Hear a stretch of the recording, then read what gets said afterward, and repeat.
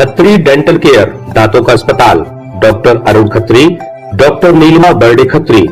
समय सुबह 9 बजे से रात्रि 8 बजे तक। सभी प्रकार के कॉस्मेटिक डेंटल ट्रीटमेंट उपलब्ध। हमारा पता Khatri dental care, union bank of India के बाजू से, राय चौराहा, दम। हड्डी फ्रैक्चर, जोड़ एवं रीढ़ की हड्डी रोग विशेषज्ञ एवं सर्जन डॉक्टर रविंद्र चौरसिया। समय सुबह 11 बजे से शाम 4 बजे तक, शाम 6 बजे से रात्रि 8:30 तक। मिलने का स्थान विजयनगर गेट के बाजू से, बालाकोट रोड, दमोह। मुंबई से आए एक शख्स ने प्रसिद्ध टीवी अभिनेत्री और उनकी मां के खिलाफ पुलिस अधीक्षक कार्यालय में शिकायत दर्ज कराई है। दरअसल मुंबई से आए फैजान अंसारी, जो कि एक सोशल मीडिया इन्फ्लुएंसर है, उन्होंने पुलिस अधीक्षक कार्यालय पहुंचकर टीवी अभिनेत्री और बिग बॉस की प्रतिभागी चाहत पांडे और उनकी मां भावना पांडे के खिलाफ उन्हें जान से मारने की धमकी देने का आरोप लगाते हुए एक शिकायती आवेदन पुलिस अधीक्षक कार्यालय में दिया है।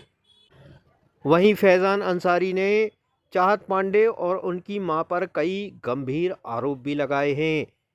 फैजान अंसारी का कहना है कि उन्हें लगातार चाहत पांडे की मां भावना पांडे के द्वारा फ़ोन पर धमकियां दी जा रही हैं, जिसके बाद वे दमोह पहुंचे और उन्होंने एक शिकायती आवेदन पुलिस अधीक्षक कार्यालय में दिया है।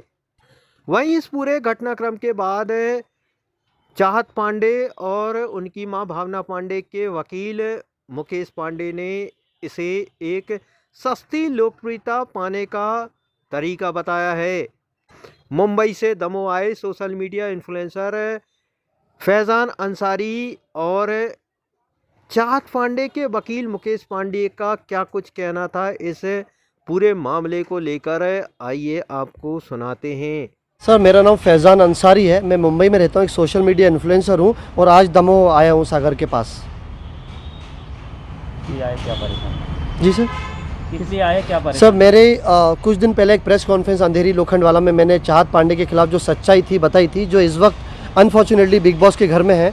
वो कितनी बड़ी फेक लड़की है उसको दुनिया को अभी पता लग गया है, जिसकी वजह से फिर उसकी माँ जो भावना पांडे है, जो अभी यहीं दमोह में थोड़ा आगे ही रहती है, ये एसपी ऑफिस के पास ही रहती है, उसने मुझे सर जान से मारने की धमकी दी।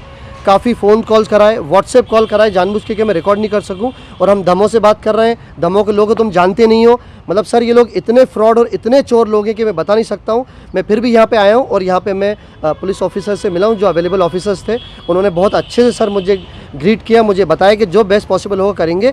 और सर दमोह आने के बाद जो मुझे पता लगा है वो एक हैरत करने वाली, मतलब हैरान करने वाली चीज़ें जो पता लगी हैं चाहत पांडे और उसकी मां के खिलाफ, कि उन लोगों ने इस शहर में चोरियां भी करी हैं और श्रीराम कंपनी, जिस कंपनी से उन्होंने गाड़ी ली थी, उस गाड़ी का लोन भी झुकाया नहीं है, जिसकी वजह से कोर्ट ने आदेश दिए कि इनकी पूरी प्रॉपर्टी जब्त कर ली जाए। और 2020 में चाहत पांडे की माँ जेल भी जा चुकी है। तो भावना पांडे, चाहत पांडे की माँ तो उससे बड़ी मुजरिम है। सर मैं चाहता हूँ मुझे न्याय मिले।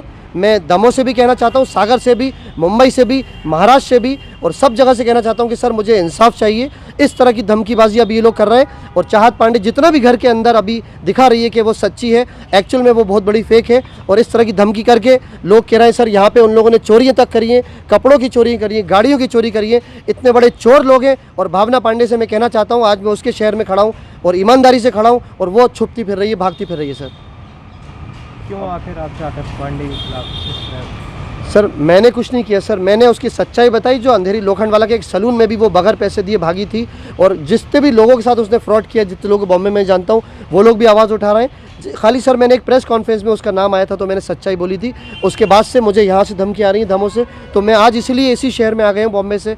सुबह सुबह सर मैं आया, मैंने कंप्लेंट फाइल करी यहाँ पे सीपी ऑफिस में कि मुझे मेरी जान को खतरा है और मुझे उससे बताया जाए। और दुनिया को बताना चाहता हूँ सर ये बहुत बड़े फेक लोग हैं और मैं हमेशा सर मैंने सच्चाई का साथ दिया है। और जो भोली भाली जनता को लोग बेवकूफ़ बनाते हैं उनका पर्दाफाश किया है। भले ही वो राखी सावंत हो, भले ही वो उर्फी जावेद हो, भले ही वो एलविश यादव हो, भले ही वो मुनव्वर फारूकी हो, भले ही वो पूनम पांडे हो, जिसने भी अगर गलत किया है, फैज़ान अंसारी ने उसका खुला चिट्ठा सामने किया है सर। मेरा काम ही यही है, लोग मुझे डीएम करते हैं, मैं एक इन्फ्लुएंसर हूँ। अगर मिलियंस लोग मुझे इंस्टाग्राम पे फॉलो कर रहे हैं तो मेरा फ़र्ज़ बनता है सर उनकी उम्मीदों पे खड़ा उतरूँ और ये चाहत पांडे की माँ की सच्चाई दुनिया के सामने लेके आऊँ। मैंने सर से भी रिक्वेस्ट करी अंदर पुलिस ऑफिस में कि सर प्लीज़ भावना पांडे को भी अरेस्ट किया जाए। उसने गाड़ी का भी घपला किया है, घोटाला किया है, लोन लेके पैसे नहीं दिए, गरीब लोगों को धोखा दिया है और भोले भाले चेहरों के पीछे एक बहुत ही भयानक, खतरनाक, शातिर और चोर चेहरा है जिसका नाम है भावना पांडे और चाहत पांडे।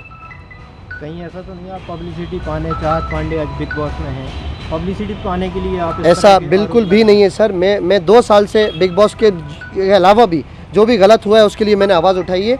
चाहत पांडे से मुझे लेना देना नहीं है सर। जो भी गलत करेगा, एक इन्फ्लुएंसर, अगर मिलियंस लोग मुझे इंस्टाग्राम पे फॉलो कर रहे हैं तो मेरा फ़र्ज़ बनता है कि उन सब की भावनाओं से नहीं खेलूं और सच्चाई दुनिया को बताऊं। इसलिए मैं हमेशा लड़ाई करता हूं। मैं आपके कानपुर सीपी से भी जाके मिला हूं, महाराष्ट्र में भी सीपी सर से जाके मिला हूं, मैं एकनाथ शिंदे सर से जाके सीएम से भी मिला हूं। मैं अगर कुछ गलत होता है तो मेरा फ़र्ज़ है, मैं वो करता हूं और भावना पांडे की सच्चाई दुनिया के सामने ला के रहूँगा सर।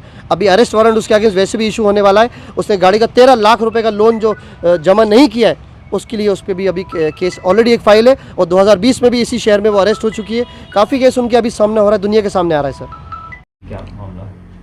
देखिए, जैसे अभी तक तो हमारी ये जानकारी में मामला नहीं आया था। हमें आप ही की जानकारी, आपसे ही जानकारी मिली है कि किसी एक व्यक्ति ने चाहत पांडे के खिलाफ आवेदन पुलिस अधीक्षक महोदय को दिया है।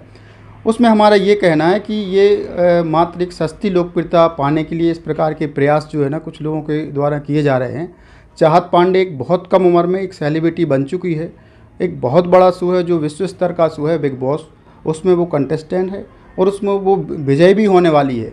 लेकिन कुछ लोग जो सस्ती लोकप्रियता पाने के इस प्रकार के काम कर रहे हैं, उनसे हमारा ये भी कहना है कि अगर आप कुछ करना चाहते हैं तो आप अपनी दम पर करें, अपने हुनर पर करें, अपने कला के आधार पर करें, ना कि किसी को ऐसे बदनाम करके इस प्रकार के आरोप लगाकर और इस प्रकार के आप कृत्य करके इस प्रकार का कोई आप ऐसा काम ना करें जिससे किसी दूसरे की छवि भी खराब हो और आपके लिए भी ये ठीक नहीं है।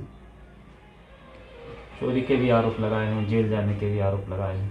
नहीं, अब चोरी के जहाँ तक आरोप हैं तो ये इस प्रकार का मात्र लिख देने से चोरी की कोई बात नहीं होती। और वैसे भी 1.5 माह से चाहत अभी उस शो के अंदर है और वो कभी ऐसे व्यक्ति को जानती ही नहीं, कभी मिली ही नहीं, ना किसी प्रकार का कोई संपर्क है।